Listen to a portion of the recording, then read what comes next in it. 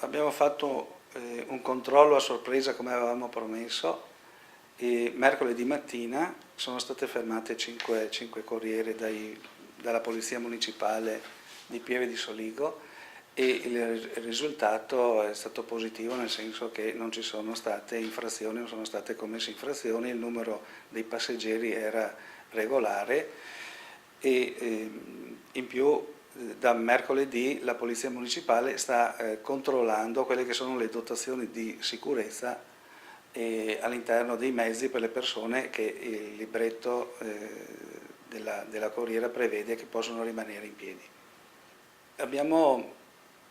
Abbiamo avuto parecchie informazioni dopo questa iniziativa sul controllo delle corriere, sia dalla parte delle famiglie che soprattutto, e ritengo estremamente importante, da parte delle scuole. Ecco, informazioni preziose che ci permettono di fare il punto della situazione. Ecco, oggi sappiamo che purtroppo alcuni ragazzi arrivano in ritardo a scuola proprio perché non riescono a salire sulle corriere e rimangono a piedi.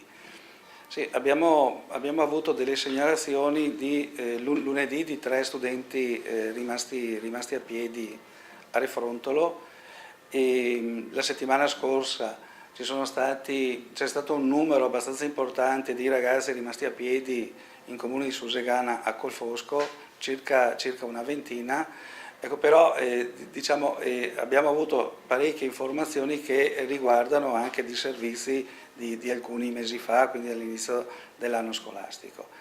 Per quanto riguarda il comune di Pieve di Soligo non ci sono stati problemi, quindi noi ovviamente rispondiamo per quello che sono le nostre competenze e che riguardano il comune di Pieve di Soligo. Abbiamo dato incarico all'ufficio legale del comune di Pieve di Soligo di capire, di vedere eventuali responsabilità da parte di MOM nel caso dei ragazzi rimanessero a piedi pur avendo già dall'inizio dell'anno pagato l'abbonamento.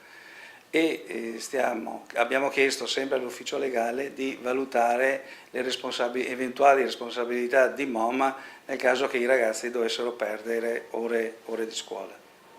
Vorrei invitare le famiglie, i ragazzi che utilizzano i pullman e le scuole a informare e continuare a informare la Polizia Municipale di Pieve di Soligo, che sta raccogliendo tutti i dati per avere effettivamente una visione completa della situazione.